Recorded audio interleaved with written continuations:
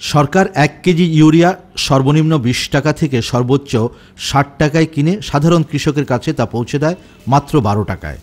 এখানে উচ্চমূল্য মানেই সরকারের উচ্চ ভর্তুকি। এর ব্যবহার 40 ভাগ কমিয়ে আনতে দেশের অর্ধেক এলাকায় ছিটিয়ে প্রয়োগের পরিবর্তে শুরু হয়েছে গুটি ইউরিয়ার ব্যবহার। সারের সংকট মোকাবেলায় ইউরিয়ার ব্যবহার কমিয়ে আনার বিষয়টি যখন গবেষক, সম্প্রসারণবিদ সবার মাথায়, তখন বিস্ময়কর এক পদ্ধতি নিয়ে হাজির হয়েছে টাঙ্গাইলের কৃষক আব্দুল আজিজ। তিনি বলছেন, ছিটিয়ে না দিয়ে পানি মিশিয়ে গাছে স্প্রে করলে ইউরিয়ার ব্যবহার অর্ধেক কিংবা 1/4 নয়, বিঘা প্রতি 50 কেজির জায়গায় মাত্র 1 কেজিতে নামিয়ে আনা সম্ভব। 16 লিটার পানিতে ধানের জন্য হলো 200 গ্রাম, সর্বোচ্চ 300 গ্রাম প্রয়োগ করা যায়। প্রথম ধান যে গোছাটা আমরা লাগাই এর 10 থেকে 15 দিন পর থেকে 20 দিন অন্তর অন্তর স্প্রে করি। স্প্রেতে উড়ে যায়। আমরা যে মাত্রায় দিছি এতে পরিবেশের দূষণ খুব কম হচ্ছে। শুধুই আব্দুল আজিজ নয়, তার কথা মতো এলাকার বহু কৃষক এই পদ্ধতি ব্যবহার করে পেয়েছেন পূর্ণ ফলাফল।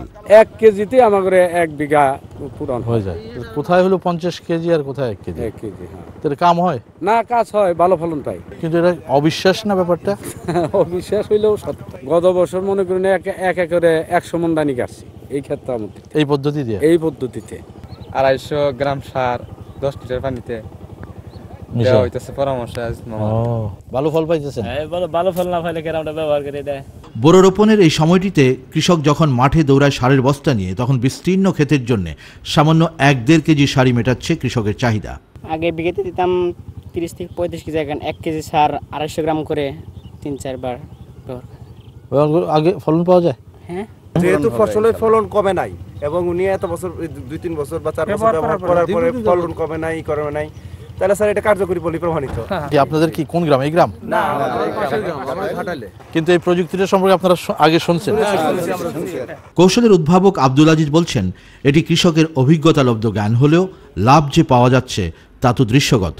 আমি আশা করি যে বিজ্ঞানী যারা আছে তারা একটু গবেষণা করে দেখে আরও যদি সুন্দরভাবে আরও কোন ফসলে কি পরিমাণ প্রয়োজন পড়ে এরা যদি সঠিক দিক নির্দেশনা দেয়, আমার মনে হয় যে 80% সারের ঘাটতিকে আমরা কমাইতে পারতেছি। কৌশলটি একেবারে কৃষকের উদ্ভাবিত হলেও এর সাফল্য ছড়িয়ে গেছে টাঙ্গাইল জেলার ঘাটাইল আর মধুপুরের বেশ কিছু এলাকায়। আজ যে স্বপ্ন দেখছে এই এলাকার বড় চাষিরা, তা যদি দেশব্যাপী বাস্তবায়িত করা যায়, তাহলে পাল্টে যাবে কৃষির হিসেব নিকেশ। বাঁচবে কৃষক, দেশ রেহাই পাবে বিশাল অঙ্কের ভর্তুকি ব্যয় থেকে। টাঙ্গাইলের ঘাটাইল উপজেলার সিংহেরচালা গ্রাম থেকে শাইখ সিরাজ, চ্যানেল আই।